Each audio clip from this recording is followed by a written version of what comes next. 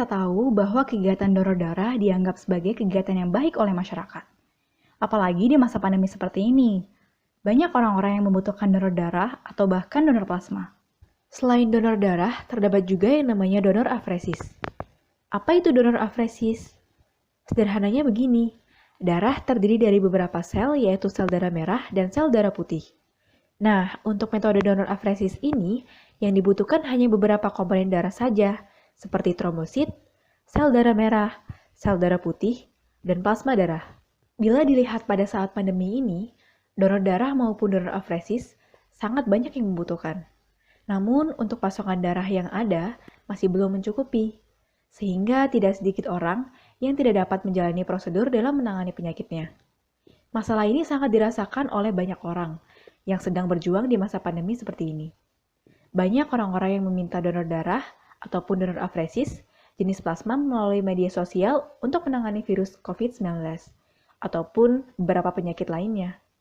Sehingga dibutuhkan suatu media perantara khusus yang bisa membantu dalam menginformasikan maupun membantu dalam proses pencarian orang yang ingin mendonor maupun yang meminta bantuan donor. Jika dilihat dari permasalahan tersebut, terdapat kaitannya dengan konsep Smart City, di mana suatu konsep mengenai pemanfaatan data untuk mengelola kota atau melayani masyarakat. Maka seharusnya dalam kegiatan donor darah, disediakan suatu sistem atau media yang bertujuan untuk mempermudah masyarakat dan instansi terkait agar bisa melakukan permintaan kepada pendonor dengan kondisi mendesak ataupun dengan kondisi normal untuk memenuhi kebutuhan bank darah atau pasien yang membutuhkan pada saat itu juga. Berdasarkan hal tersebut, maka menurut pandangan kami seharusnya bisa terjadi hubungan data antara masyarakat ke rumah sakit, ke PMI ataupun sebaliknya dalam melakukan pencarian pendonor ataupun memenuhi stok darah, di mana data tersebut dibantu oleh suatu sistem aplikasi. Nah, pada kesempatan kali ini, Bloodbot hadir untuk membantu permasalahan tersebut. Dengan aplikasi ini, kita dapat melakukan donor darah kepada pasien yang membutuhkan darah.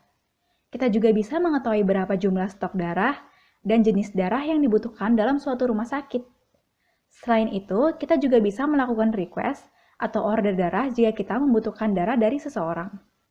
Aplikasi ini dilengkapi fitur chat dan call agar si pendonor dan penerima darah bisa berkomunikasi.